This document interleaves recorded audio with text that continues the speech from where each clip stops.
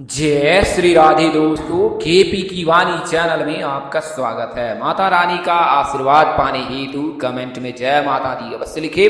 वहीं अगर आप महाकाल के भक्त हैं तो कमेंट में हर हर महादेव अवश्य लिखे। यकीन जानिए माता रानी संग महादेव की कृपा आप पर और आपकी पूरी परिवार पर अवश्य बरसेंगी और आप सब परिवार स्वस्थ एवं सुखी रहेंगे। साथ ही आपकी सभी मनोकामनाएं यथाशीघ्र अवश्य ही पूर्ण हो जाएंगी। मित्रों, वर्ष में 4 नवरात्रि मनाई जाती है। तो प्रथम नवरात्रि जो है वो माघ महीने में, दूसरी जो है वो चैत्र महीने में, तृतीय जो है आषाढ़ महीने में, चतुर्थ शारदीय नवरात्रि यानी कि अश्विन महीने में मनाई जाती है। नवरात्रि का जो है विशेष महत्व होता है। इन 9 दिनों में माँ दुर्गा के 9 रूपों की जो है पूजा उपासना की जाती है, उनकी साधना की जाती है। तंत्र मंत्र सीखने वाले जो भी साधक होते हैं गुप्त नवरात्रि में माँ दुर्गा के 10 महाविद्या देवी जो है उनकी पूजा उपासना करते हैं। सामान्य व्यक्ति जो है चैत्र नवरात्रि और शारदीय नवरात्रि में माँ दुर्गा की पूजा उपासना करते हैं। तो वर्तमान समय में शारदीय नवरात्रि चल रहा है और इसके पश्चात जो है फिर नवंबर के महीने में जो है कार्तिक के महीने में दीपावली और छठ पूजा मनाई जाती है। इसके अलावा नवंबर के महीने यानी कि कार्तिक महीने में ग्रह का बड़ा राशि परिवर्तन होने वाला है और कार्तिक के महीने से जो है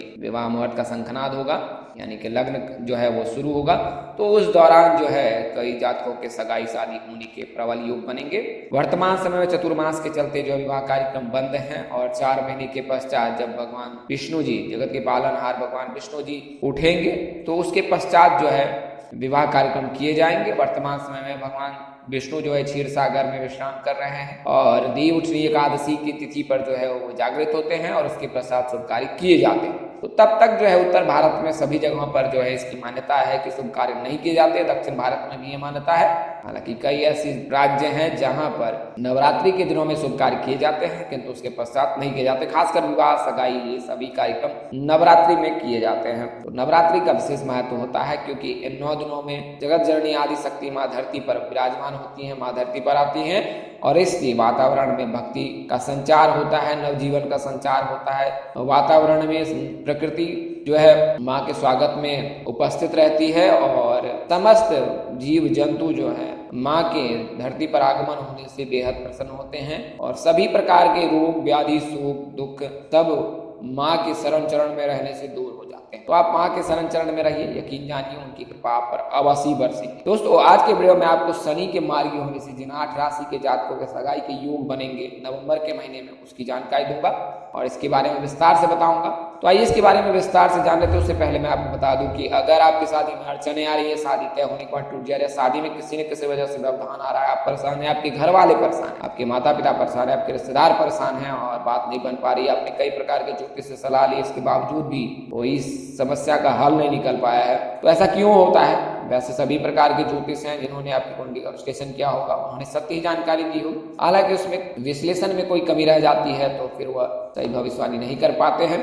तो आप केपी की वाणी से संपर्क कर सकते हैं और अपनी कुंडली विश्लेषण करा सकते हैं। इसमें आपको शादी से संबंधित सभी प्रकार की जानकारी विस्तार पूर्वक दी जाती है। इसमें आपकी शादी कब होगी, कहाँ होगी, कैसे होगी, किससे होगी, किस दिशा में होगी, कितनी दूरी पर होगी, किस नाम से होगी, किस राशि से करनी चाहिए, जीवन साथी का रंग, रूप, स्वरूप, स्वभाव और उनका करियर कैसा होगा, आपका करियर कैसा होगा, अगर आप लव मैरिज करना चाहते हैं तो माता पिता की सहमति मिलेगी कि नहीं मिलेगी, ससुराल में घर द्वार कैसा रहेगा, सास ससुर का स्वभाव कैसा होगा, पति कितना पढ़ा लिखा होगा, पत्नी कितनी पढ़ी लिखी होगी, शादी अच्छे घर में होगी, घर द्वार कैसे होंगे, सास ससुर का स्वभाव कैसा होगा, सरकारी नौकरी वाला होगा पार्टनर या फिर प्राइवेट या फिर वह कारोबारी होगा, परिवार में किसी प्रकार का कारोबार होगा, संतान योग, राजयोग, भाग्योग, भाव योग। तो ये तमाम तरह की जानकारी जो है अब आप केपी की वाणी से प्राप्त कर सकते हैं और इसके लिए मामूली शुल्क ली जाती है। हमारा संपर्क नंबर 8521835670 8521835670 इस नंबर पर आप संपर्क कर सकते हैं और पूरी जानकारी ज्ञात कर सकते हैं। कई जातकों ने कमेंट किया है कि आप बहुत जल्दी में जानकारी देते हैं, कुछ सुनाई नहीं देती है या समझ नहीं पाता हूँ। तो मैं अभी शनि के मार्गी होने के बारे में विस्तार पूर्वक आपको मध्यम आवाज में यानी कि मध्यम चाल में बताऊंगा और इसे आप समझने में आपको आसानी होगी। तो आइए उसके बारे में विस्तार से जानकारी करते हैं। वैसे मैंने आपको बता दिया है, अगर आपकी शादी होने वाली है तो अपनी कुंडली मिलान करा ले, कुंडली दिखवा ले और कुंडली विश्लेषण कराकर यह जानकारी ज्ञात कर ले कि आपका वैवाहिक जीवन कैसा रहने वाला है, विवाह उपरांत आपका वैवाहिक जीवन कैसा रहेगा। नारी दोष, भग्न दोष लगने पर वैवाहिक जीवन में परेशानी आती है। तो इसके लिए आप 8521835670 8521835670 पर संपर्क कर सकते हैं। हमारा संपर्क नंबर नंबर है। आप डिस्क्रिप्शन बॉक्स में भी जाकर नंबर नोट कर सकते हैं, वीडियो में भी नंबर नोट कर सकते हैं, थंबनेल पे भी नंबर दिए गए हैं। तो दोस्तों शनि जो होते हैं वो मकर राशि और कुंभ राशि के स्वामी होते हैं शनिदेव, और इनकी कृपा इन दोनों राशि पर अवश्य बरसती है। इसके अलावा शनि जो न्याय के देवता होते हैं उनकी कृपा हम सब पर पड़ती है। कोई भी ऐसा जातक नहीं है जिन पर शनिदेव की कृपा नहीं बरसती है। लोगों में यह भ्रम है, मिथ्य है कि शनिदेव की हमेशा कुदृष्टि ही व्यक्ति पर पड़ती है। ऐसा बिल्कुल नहीं है। शनिदेव न्याय के देवता है, कर्म फलदाता है। आप जिस प्रकार के कर्म करते हो उस प्रकार के ही फल आप प्राप्त करते हो। अच्छे कर्म करते हो तो अच्छा फल पाते हो, बुरे कर्म करते हो तो बुरा फल पाते हो। तो शनिदेव उसका ही वो न्याय करते हैं और शनिदेव का कार्य वही है। तो जब कोई व्यक्ति जीवन में बहुत सारे गलत कार्य करते हैं तो उसकी ग्रह दशा जो है वो प्रतिकूल हो जाती है, क्योंकि उनकी कृपा शनिदेव की उस व्यक्ति पर नहीं पड़ती है, क्योंकि उनकी बुरे कर्मों का जो है प्रायश्चित उन्हें भोगना होता है। तो तत्पश्चात जो इस प्रकार की परेशानी जीवन में आती है, जब व्यक्ति 7.5 से पीड़ित रहता है या महादशा में उन्हें कष्ट भोगना पड़ता है, अगर ऐसी परिस्थिति आती है तो फिर आपको यह समझ लेना चाहिए कि आप कहीं ना कहीं गलत कार्य कर रहे हैं। आपको शनिदेव के शरण चरण में रहना चाहिए, और अगर आप शनिदेव के शरण चरण में रहते हैं, उनके पूजा उपासना करते हैं, तो यकीन जानिए जो भी जीवन में परेशानी है का अवश्य ही निदान हो जाता है। तो 7.5 साल के लिए रहता है, शनि की ढैया 2.5 साल के लिए रहती है, और इसके अलावा शनि की महादशा 18 साल तक रहती है। तो इस दौरान जातक को बहुत ही संभल कर चलना। अगर व्यक्ति की आयु 60 वर्ष है मान लो, तो फिर उसके जीवन में 2 बार 7.5 आती है और 7.5 से वो पीड़ित रहता है। उसके पश्चात फिर उसका सामान्य जीवन हो जाता है। तो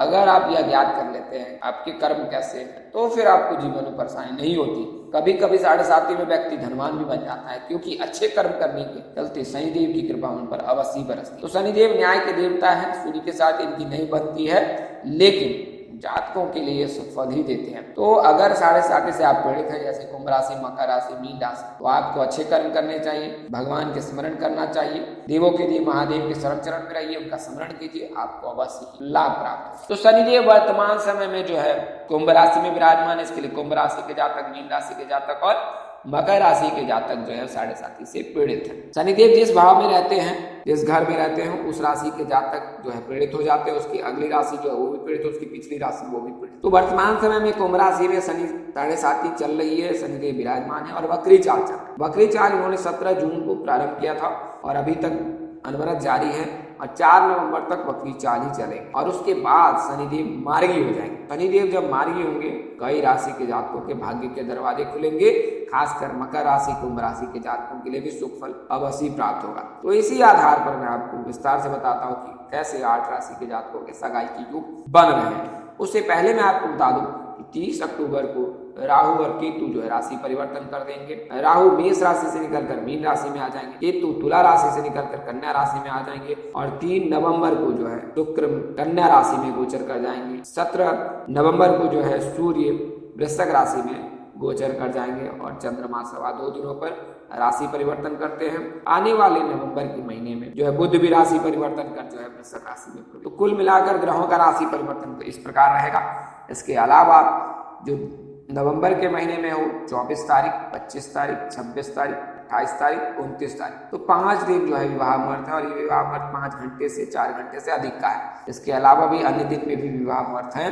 देवउठनी एकादशी जो है वो 24 नवंबर को है, और उस दिन से फिर विवाह कार्यक्रम किए जाएंगे। तुलसी विवाह भी इसी दिन होगा, तो इस दिन से फिर विवाह कार्यक्रम किए जाएंगे। तो ग्रहों का राशि परिवर्तन कुछ इस प्रकार है। अब मैं आपको बता देता हूँ कि किन किन राशि के जातकों की सगाई है। तो प्रथम राशि मेष राशि है, क्योंकि जब राहु का गोचर मीन राशि में हो जाएगा तो मेष राशि के जातक गुरु चंडाल दोष से मुक्त हो जाएंगे। तो ऐसी परिस्थिति में फिर मेष राशि के जातकों के जीवन भाग्योदय होगा। गुरु वर्तमान में विराजमान है मेष राशि के जातकों में, तो मेष राशि के जातकों के लिए शुभ योग बन रहा है। वृषभ राशि के जातक के लिए इस वर्ष कोई योग नहीं है, क्योंकि वृषभ राशि के द्वादश भाव में जो है गुरु विराजमान है। तो वृषभ राशि के जातकों को इंतजार करना पड़ेगा 1 मई 2024 तक, जब गुरु इनकी राशि में गोचर करेंगे। मिथुन राशि के जातकों के लिए भी वर्तमान समय में किसी प्रकार के योग नहीं है। हालांकि ऐसे जातक जिनकी आयु 24 वर्ष से अधिक है तो उनकी शादी सगाई की योग है। कर्क राशि गुरु इनमें उच्च के होते हैं, शनि की ढैया भी चल रही है। कर्क राशि के जातकों के लिए शुभ योग है। और नवंबर के महीने में आपके सगाई के प्रबल योग बन रहे हैं। इसके अलावा जो है सिंह राशि, तो सिंह राशि के जातकों के वर्तमान समय में जब शुक्र का गोचर था तो उस समय तक उनके लिए योग थे, और तत्पश्चात जो है सिंह राशि के जातक की शनि मार्गी हो जाएंगे। तो शनि और सूर्य जो है सिंह के राशि स्वामी हैं, तो सिंह राशि के जातकों को थोड़ा इंतजार करना पड़ सकता है। कन्या राशि के जातकों के लिए शुभ योग बनेगा, क्योंकि कन्या राशि के जातकों में ही जो है केतु का गोचर होगा, और इसके अलावा शुक्र का भी गोचर होने जा रहा है 3 नवंबर को। तो नवंबर का महीना आपके लिए शुभ है। नवंबर के महीने में आप कन्या सूत्र में बन सकते हैं, सगाई के कार्यक्रम हो सकते हैं, सगाई हो सकती है। तुला राशि, तो गुरु जो है तुला राशि के जातकों के जो है जीवन साथी के भाव यानी कि सप्तम भाव में गोचर कर रखे हैं, तो इसके लिए जो है तुला राशि के जातकों के लिए भी शुभ योग है। और 30 नवंबर को जो है तुला राशि में शुक्र का गोचर होगा, तो फिर तुला राशि के जातकों के लिए शुभ योग बनेगा। वृश्चिक राशि के जातकों के इस वर्ष कम योग है, क्योंकि वृश्चिक राशि के जातकों के लिए शुभ योग इस वर्ष नहीं बन रहा है, लेकिन आगामी वर्ष में 1 मई 2024 के पश्चात वृश्चिक राशि के जातकों के लिए शुभ योग बनेगा।